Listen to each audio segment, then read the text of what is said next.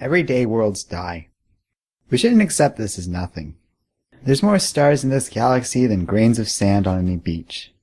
Everyday worlds are devoured in a fiery inferno of supernova, consumed by black holes, or destroyed by calamities on a scale beyond our comprehension. I don't mean to bring the room down. I'm a survivor, like a handful of others, and for that I am grateful. There is no honor or dignity in death. Survival is all we have to shelter us from oblivion. My colleagues and I are lucky to still exist. We are among the little that remains of those who escaped the destruction of our home. You're probably not going to believe any of this, but it really doesn't matter what you believe. I apologize, but I don't really care. Oblivion of everything I ever knew has brought me to a certain nihilistic perspective. But not long ago, you and everything you know didn't exist. You were nothing but unstable potential in the hands of a madman. My friends and I'm afraid we worked for this man. He held our world in his clutches, and at the time, our world was the only world, the only bastion between us and nothing. That's all gone now. But for a while, we existed on a cobbled-together mess of domains, scraps of reality from every corner of the multiverse. It was called Battlelogs. It was Doom's world. It was home. It's gone now, but we have records, obtained by my colleagues on their journeys throughout Battleworld. These are the stories of the people of this world. They are quite rare, and there's very little evidence this world ever existed, so I'd like to share them with you. I'd like for you to listen and learn about what life was like when there was nothing else.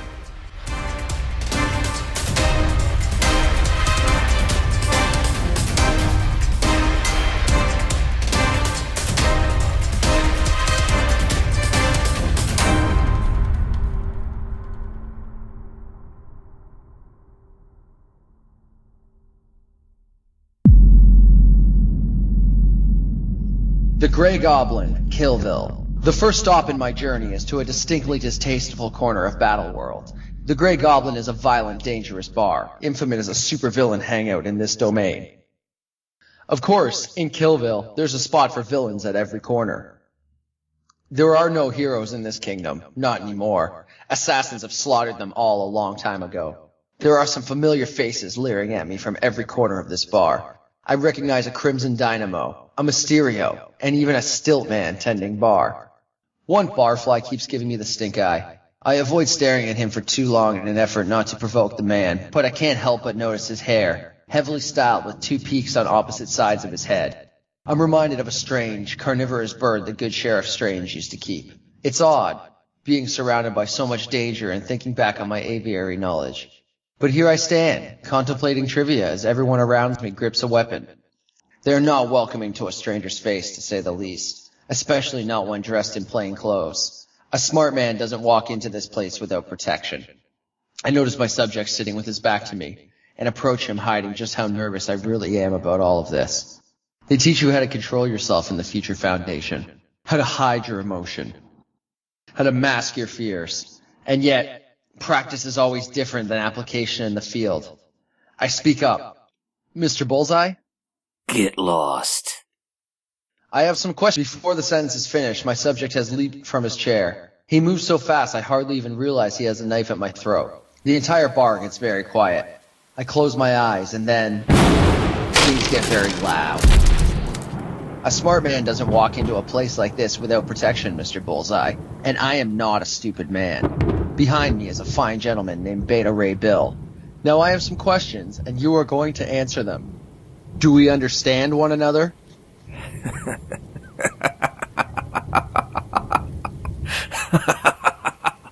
Oh, wow, kid.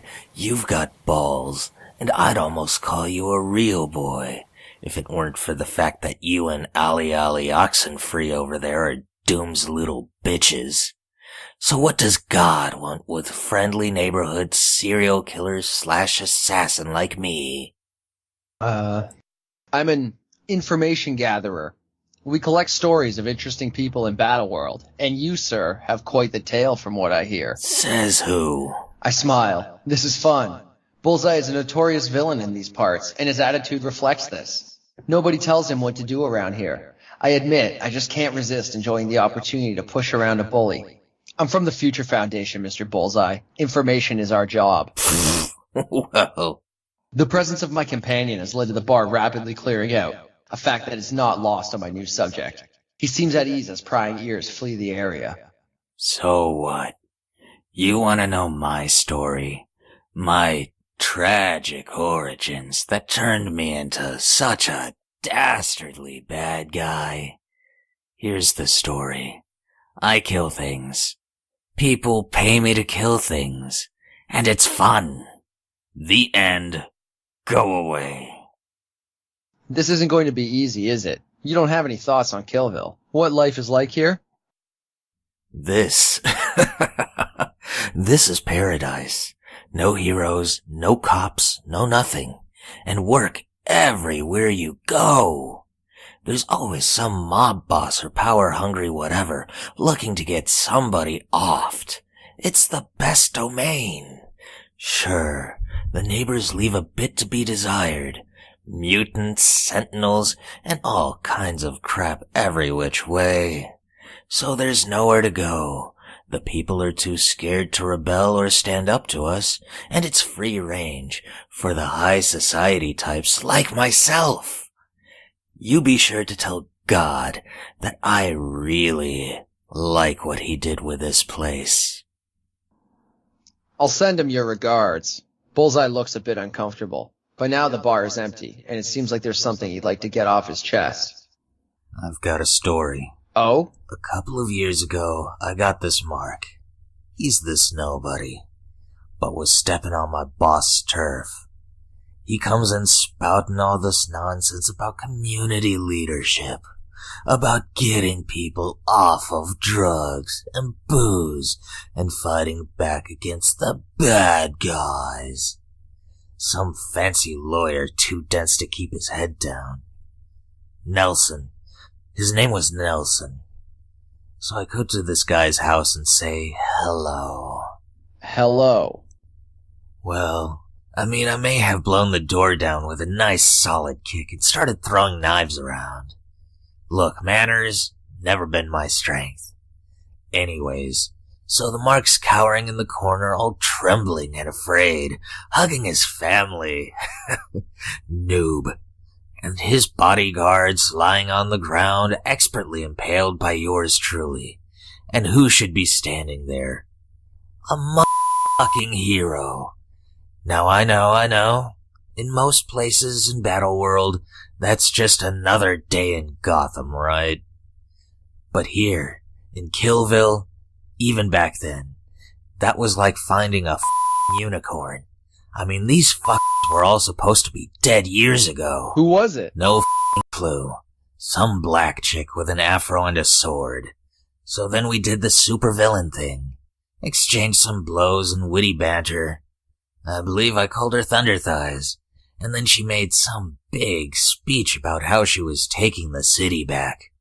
All about how the days of this chaos were over, how she was not going to just sit back and let us run amok.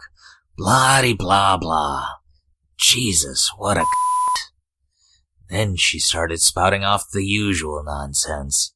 How could you do this? What happened to you? What a dyke. So I tripped her, grabbed her sword, and impaled the cow right in her chest. It's a thing I like to do. Stab 'em with her own weapon and very ironic. And then the Mark was easy pickings. Boss was very specific. Nothing fancy, just a nice healthy dose of gasoline. A! I can still remember the screams.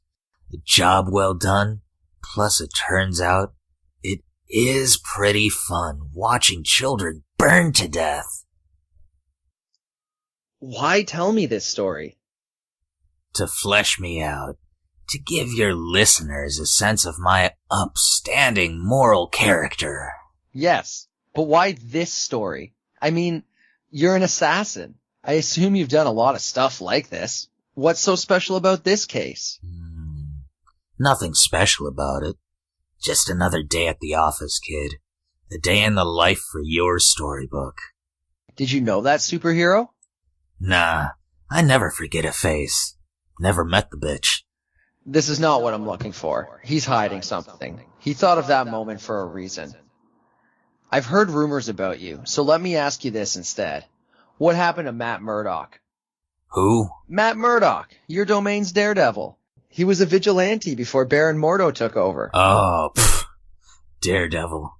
Never found out what happened to him. He probably died like the rest. You never tried to find out what happened to him? My sources tell me you took special interest in this man. Well, I might have killed his girlfriend. Never really let that one go. I'll tell you what I heard. That Bullseye hunted down Daredevil. He hunted down his family. Mr. Murdock had a wife and 2 children. I have their names right here. Natasha, Karen, and Jack. I studied Bullseye and his reaction to these names carefully. If he has one, he isn't showing it. But Bullseye isn't stopping me either. He seems to almost be looking past me. And the manic eyes of a serial killer have given way to something else. I'm left feeling unsettled, but I continue. Bullseye killed them, one by one. Well, he had Murdock tied up and forced him to watch. And then he tortured Murdock. Really gruesome stuff, I might add. I've never quite heard of such a creative use for a toilet scrubber. And when Murdock escaped... Stop. I don't know what you're talking about. I see a glimmer of vulnerability in Bullseye. This is unexpected.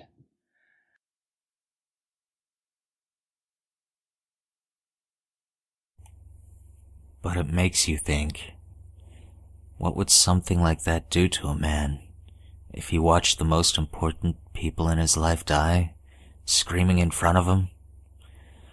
Well, that sort of thing would make anyone snap. He'd kill the piece of that slaughtered his family, and then he'd start killing anyone else who did the same to somebody else. And after a while, he'd probably just kill for anyone who'd buy him another drink. Maybe other people have taken on the name of Bullseye. Who cares? I don't own a copyright on the name. It's the sort of thing I'd like to take credit for, but you know, it's all just f***ing noise. I've heard that story. That bitch. That girl, Misty. She said she knew Daredevil. She kept spouting off about how she knew Matt Murdock, and she was so sure I was him. But Daredevil is gone. Daredevil is a myth. Bullseye is real.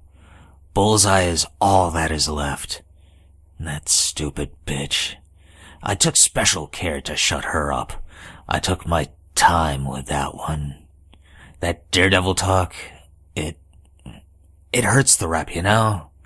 So I take special care of those who whisper little lies about me. Hey, what was your name again? I never said. It's Dylan.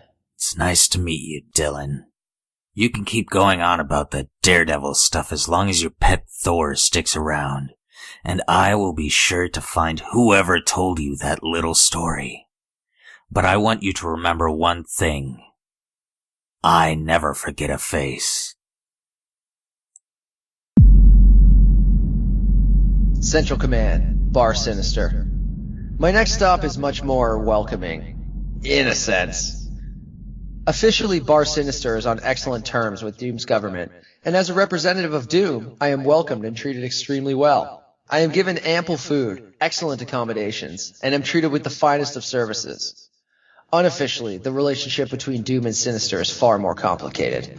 It is an alliance of convenience. Bar Sinister is well aware that they stand no chance against the might of God, and Doom, in his infinite wisdom, chooses to turn a blind eye to the rampant abuses and slavery condoned by this domain in exchange for the ample and much-needed goods this kingdom produces.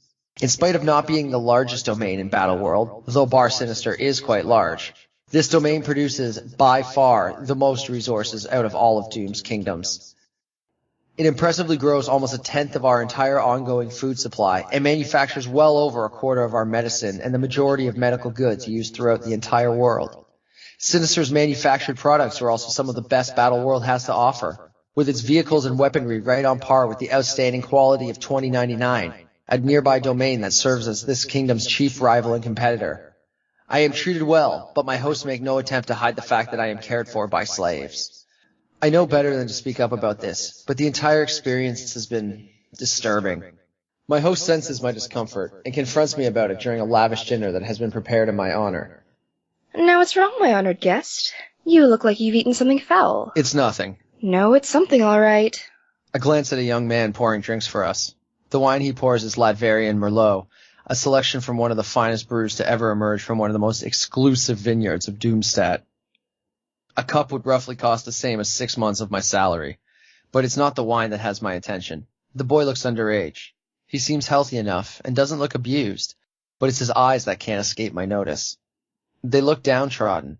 He knows better than to make eye contact with me or my hostess, but I can see in his eyes he is broken. The look reminds me of something my colleague told me of in his recent visit to a mutant prison camp. It is the look of those who have no hope, who have lost everything. It is the look of a slave. It's my servant, isn't it? No need to fret, young man. Our slaves, as you people think of them, are treated better than any of the masses in any other domain. They are well fed, cared for, treated when they are sick, and given all the standard comforts of a working-class member of society. They take pride in their efforts and are rewarded for their work. And besides, it's not like they're even born. Our servants are but a small sample of the thousands of clones, each created and genetically customized through careful procedures and genetic screenings to fulfill every major role in society, without the errors and incidents common with natural birth. From our soldiers to custodial staff, everyone is created to happily fill their role in life. Yes, there are occasional mishaps. Just last month we had an unfortunate batch of otherwise perfectly suitable clones with a small flaw in their obedience tendencies. They'd listen, but they'd ask too many questions. But even they served a purpose. That's what the wall is for, my dear. Even the highest order of clone, the Sinisters, are carefully created to serve our Baron and ensure our domain prospers. Life is good here. We live long, happy, and healthy lives. Our homicide rate is practically non-existent. After all, what clone would kill? They do as they were created for. They have no ambition beyond their own job because they have never been given such aspirations. These lofty goals have been bred out of them. They are educated for their role, taught and conditioned from birth for nothing better, and are engineered to live their lives in blissful ignorance. They want for nothing. They are complete and whole. And if they ever misstep or don't care for this purpose, well... She lays a hand on the servant boy. Though he does not move, the young man, practically a child, is unable to hide the way the small hairs stand up on his skin. This kid is terrified. I always enjoy exacting creative and fun punishment to correct minor indiscretions. And major infractions, well, that indicates a failure in cloning protocol. So we improve with every batch. We correct our indiscretions with each generation of clone. And now our clones are docile, obedient, and... She eyes the boy, and I am disturbingly reminded of a predator, hungrily eyeing prey within its sight. Perfectly built for every need we could have. I almost envy them. If only we can all be so lucky to enjoy such a simple existence. My host speaks the truth, in a sense. But the reality is far more complicated than she lets on. She's given me the usual story, that things are fine in Bar Sinister. Life is good. That the slaves don't know any better. That they are treated well, and that they are completely satisfied with their lives. The Future Foundation knows better. I have personally seen footage of the slave camps, of workers forced to work 16 hours a day harvesting crops until their hands bleed. I've seen the dispassionate way deficient clones and dissenters are casually disposed of in mass graves and colossal incinerators. I have spoken to a handful of slaves that have managed to escape. The stories they told me about the cruel punishment disobedient slaves faced... No, I can't think about that right now. I cannot get emotional or speak out. They won't directly assault me. They know better than to cross someone who speaks for God. But this conversation will end quickly if I make a fuss. And accidents can happen. It would be easy to rig a shuttle to malfunction during my travels through this domain. So I suppress these thoughts as best I can, and instead move on to something else that bothers me. So you are a Sinister Clone? That's right. You can't tell. If the iconic red gem in her forehead wasn't a giveaway, the pale skin, red eyes, and black and red outfit make it pretty obvious. However, it's one major difference that sticks out to me. But you're a... Woman? Yes, well, as liaison for important foreign dignitaries, Baron Sinister found it fit to give me this female form. Many of our visitors find this most pleasing, and I am built to handle any such needs they may require. Only the best for God's people. Sure, some of them can be rough. You should have seen how aggressive the Maestro can be. Now that would make for a good story for whatever you're working on there, but I am built to withstand such treatment. The good and the bad. Tell me, what kind of needs do you have, young man? That was about as overt and advanced as it gets, but I ignore it. I'm not here for that, and I'm pretty sure this is how the ambassador from King James, England died. I need to do my job, ma'am. As do I, dear boy. It's all a part of this great game of ours, isn't it? You do your job, you pay your dues, and you keep your head down, and you live a long and healthy life. You walk your own path, you take what isn't yours, or you speak out. Well, everything has a price. The other domains complain and shudder at our methods, but the world is no different here than anywhere else. We're just better at it than they are. Now, I understand you are here for stories. That's right. We're trying to create a record of what life was like for Battleworld citizens from every walk of life. Do you have anything else you want to share about your people? No, you've heard it all. Our people are healthy and happy. And where's the fun in that? Every good story has injustice to right or a tragedy to unveil. And I'm afraid Bar Sinister doesn't have such drama. No, I share the same concerns as the rest of my people over our dear neighbors. To the south, the people suffer under the cruel forces of demonic fury. The west has become a little more than a desert wasteland, protected by a maniac with claws. And to the north, well, their technology is impressive, but the poor commoners suffer from vast income inequality. They function without purpose or direction. Their people desperately seek shelter in a hurricane of chaos. More and more our border troops are trying to bring these people relief. As always, Bar Sinister remains a beacon of hope surrounded by savages and wild, uncontrolled domains. Naturally, the border skirmishes are inevitable. Indeed. When Bar Sinister was founded, it was no larger than a small city. Today it is a sizable domain, with a landmass larger than Battleworld's biggest island, Arcadia. These border skirmishes she speaks of are part of a steady, encroaching expansion of her people's territory. Such things are beyond my purview, as intra-domain combat is never exactly a concern of Doom or the Future Foundation, unless they get too far out of hand. And as always, Bar Sinister knows exactly how far to go and how much they can push without getting themselves in trouble. But, once again, these thoughts are best not to share. And what happens when these people are liberated? Well, that's the real tragedy, isn't it? These people are irreparably damaged by lofty, silly ideas like freedom, natural births, and self-sufficiency. We do the only thing we can, harvest their genetic data, take its strengths and positive aspects, and record and place what we can use in our cloning regimen as appropriate, while the people, those born without design or purpose, they are disposed of. It's a sad, tragic inevitability. We weep for the untenable loss, but what are we to do? They are flawed. They will threaten all we have built. If I didn't know any better, I'd believe she was truly sad. Her face perfectly conveys that of a mournful, disappointed woman. I know better, though. This is all an act. Every word, expression, and gesture carefully rehearsed to minimize any sort of tension between Bar Sinister and visiting foreign dignitaries. This is the sad reality of life. The people of other domains are damaged beyond repair. But we will fix things. One day, Doom will have a perfect legion of worshippers. They will never speak out. They will never quarrel. They will obey God's every command. You'll see. This is progress. This is the future. You can hoist lofty notions of free will and natural selection, but evolution is and always has been ongoing. We need to adapt to survive. We need to change to stay relevant. And those who don't, or won't, or can't, well, oblivion waits for us all, but for some, it is but a breath away. The Bradley Medicine Show, The Valley of Doom. The next leg of my journey is arduous to say the least. The Valley of Doom is unbearably hot, while the technology available to this domain is lacking. Under Doom's laws, I am unable to bring even the most basic of devices at my disposal. Food and water must be packaged and rationed out ahead of time, instead of bringing a handhold matter-to-energy converter. I am carrying a handwritten map when I should be using real-time GPS technology. And instead of relying on our usual teleporters, I must rely on a strangely proportioned four-legged mammal called a horse? A creature I have only ever seen in drawings from stories I used to read as a child.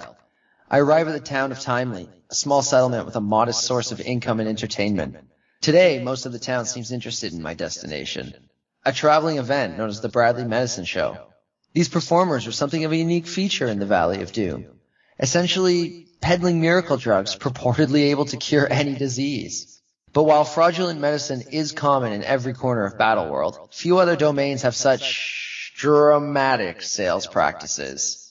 Filling the entire town square are a wide variety of sales booths selling medical wares and so much more.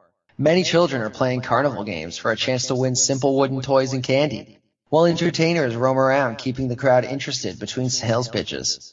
I am lucky to arrive while my subject is performing to a sizable crowd of excited onlookers. The man's name is James Bradley, owner of this enterprise, and though he is a highly respected doctor within the Valley of Doom, I suspect he is little more than a traveling salesman. As I arrive, I am able to catch a sample of his show on my tape recorder. Yes, sir. We got the cure to what ails you right here. Tonics, elixirs, ethers, snake oils, opium, all made with the finest of ingredients. Only the best from Bradley Medicines.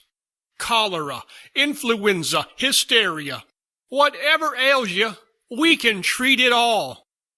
Plus, for a nominal fee, you can get a house call from me, Dr. James Bradley. I only provide the most phenomenal of quality patient care, folks. The best doctor in the entire valley. And even if your health fails you, Lord knows what tomorrow brings. I just came from the Roxxon Silver Mine work camps, and you cannot believe the spread of the consumption over there. A good dose of Bradley's cocaine drops will help fight that. Any takers? The crowd is worked up into a bit of a frenzy by all of this, and pretty soon the good doctor is barely able to hold them back. What little money most of these people seem to have is quickly exchanged for vials of variously colored liquids. The mob is around for some time before they gradually disperse, as they move on to other things this fair has to offer. I approach the doctor, politely informing him of who I am and what I'd like. Bradley is quick to oblige and agrees to see me in private. The doctor is an interesting man, even from the outset. He is dressed all in white, to signify his status as a healer, and his suit is neatly pressed and fits him perfectly.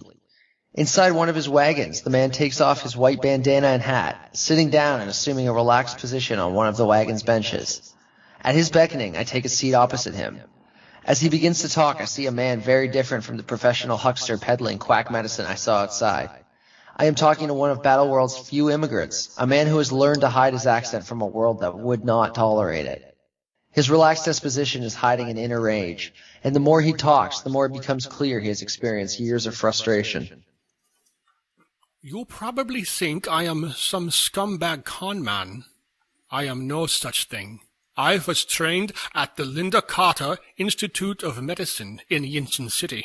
My specialty was in endocrinology, a word that doesn't even exist here. This domain is so hard for outsiders to understand. Their technology is all but non-existent. Their concepts of morality are ancient. They have no sense of how backwater things are here. Where I come from, polio and smallpox are extinct. Here, they are as common as the cold. And what am I?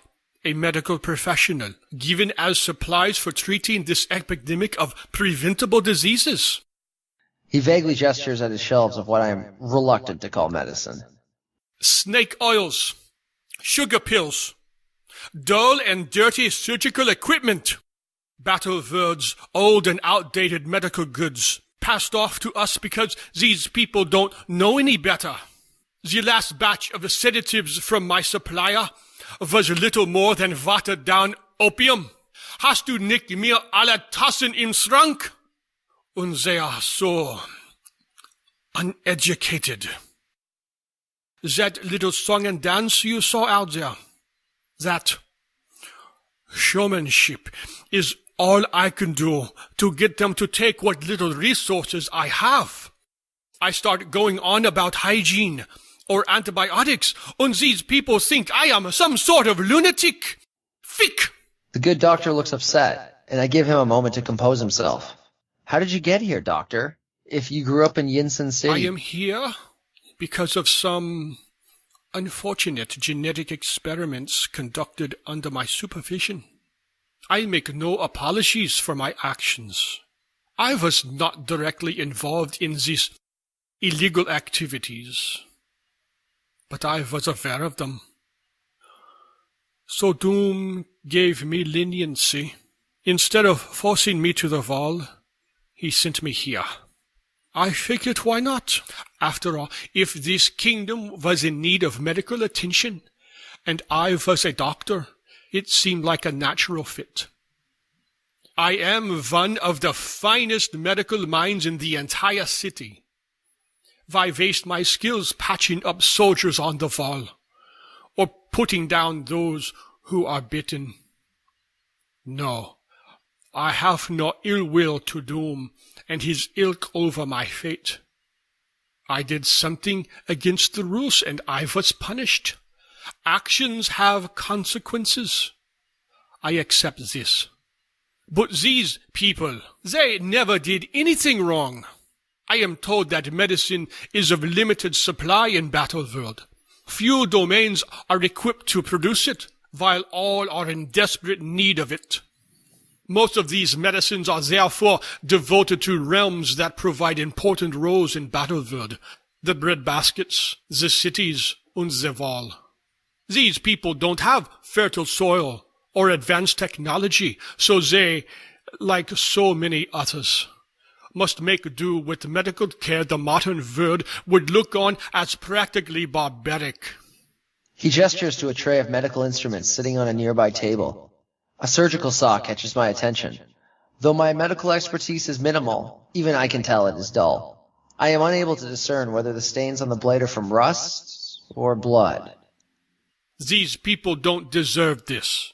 Why should being born here mean you can't have what others enjoy because they happen to have the good luck of being born elsewhere? For convenience, pragmatism. Is this all some sick joke?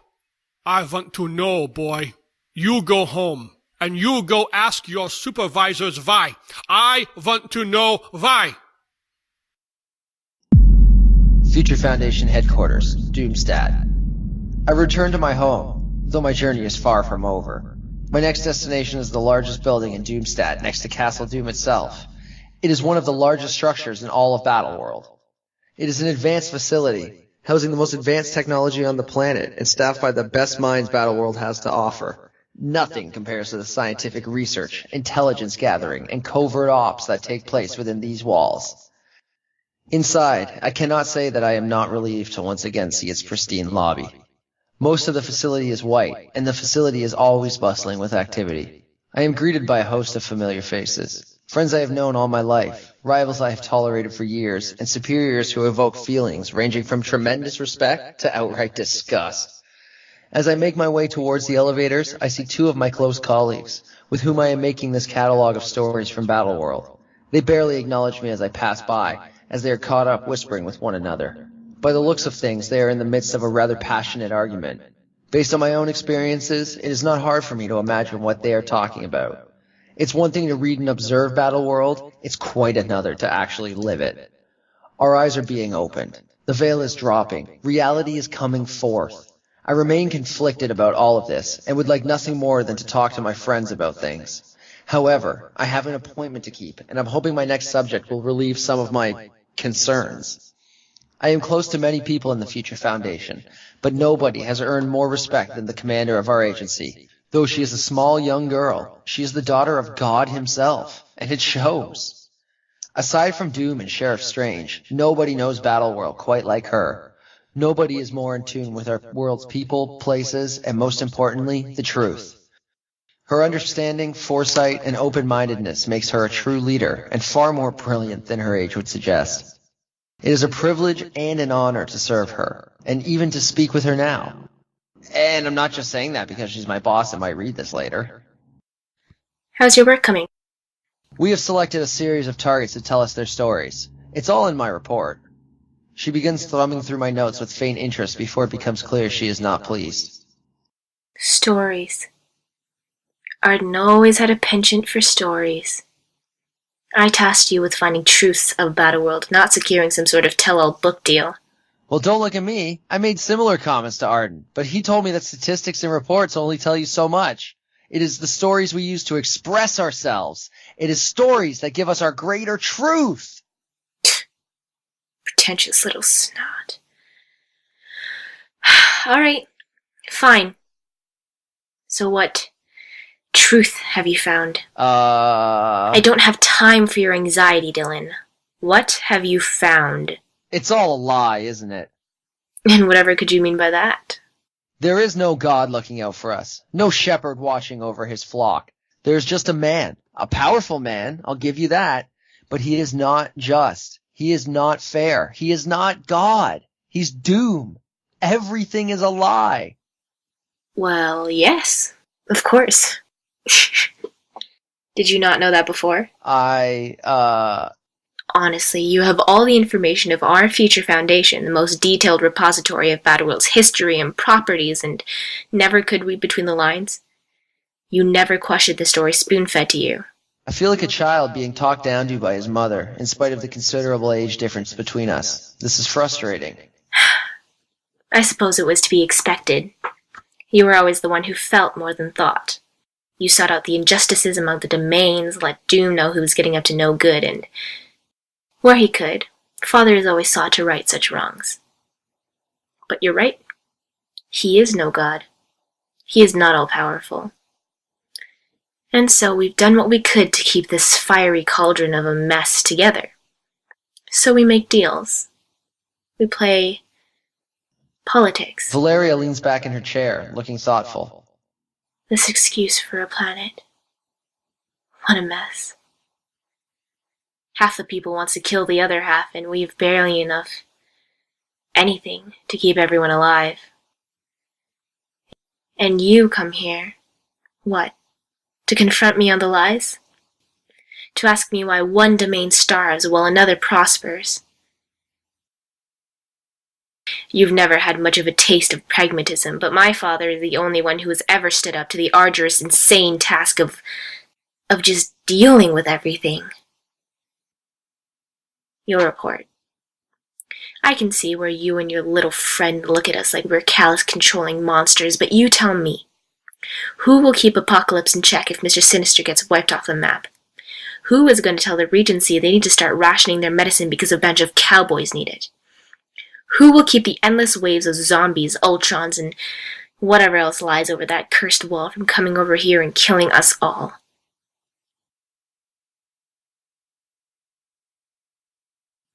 You people just see the morality of everything. I have no patience for such base philosophy. There are bigger things in life than fretting over whether it's fair or not. She looks at me, pondering quietly. Come with me. I have something to show you. I go with her, following in silence. The Future Foundation's headquarters are vast and complex, with a sophisticated network of elevators and transporters to allow for quick movement within the facility. Valeria leads me to her personal elevator, and it takes us down. Down. Down we go. Deeper and deeper. Far deeper than what I thought was the extent of this facility, or what would even be possible given the tremendous pressure. While we should be crushed to death, something is protecting us as I feel no discomfort whatsoever. We eventually arrive at a facility. It is spotless. Much like everywhere else in the Future Foundation, this area must be automatically cleaned and maintained. It is empty of people, but filled with highly advanced technology, some of which I recognized, and some that looks alien to me. In the center of the room is a small pod, surrounded by jet propulsors and with the armor plating of a heavy tank. By the looks of things, this device is suspended over a giant closed hatch. Taking in this sight before me, I finally work up the nerve to speak. What is this place? This is our deep dive facility. You should feel honored. You're the first person outside of my inner circle to ever step foot in here. Come. She enters the pod. I follow. In no time, the hatch opens and we drop. No, we plummet. I should feel sick. We are dropping miles and miles, and I feel us rapidly pushed down into the depths below. I can hear jet propulsors and machinery whir and hum all around me. Outside of a small viewing hatch, I see Earth pass by us so quickly it is all a blur. However, I don't feel sick. This pod is well designed and protects us from the pressure and heat that must be building up around us. By now we must be hundreds of kilometers below the surface. The rock that forms Battleworld's crust gives way to magma as we enter the mantle, yet the pod continues down, as if it is passing through nothing. I have no idea what we are doing or where we are going, but before I can say anything, magma gives way to nothing. Blackness fills the hatch, and it suddenly feels as if we are no longer diving, but floating. And then I see it.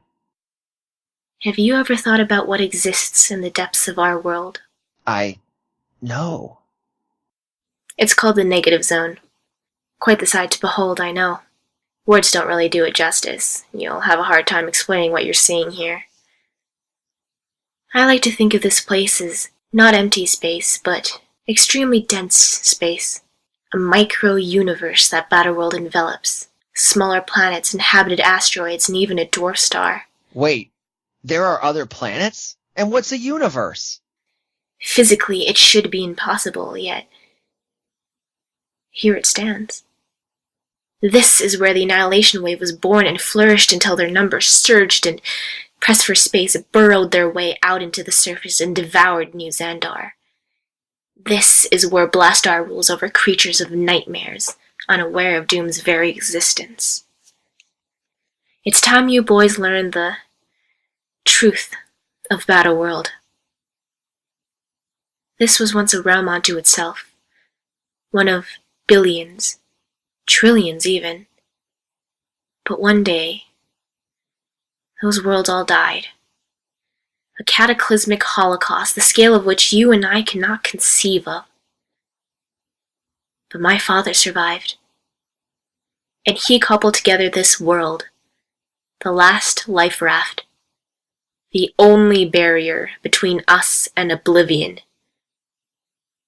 Where there was once an infinite amount of life, all that remains in comparison is, well, nothing. So you tell your friends to leave your grievances at the door. Everything my father has done, everything he will do, it'll all be to keep your sorry selves away from complete annihilation. Any questions?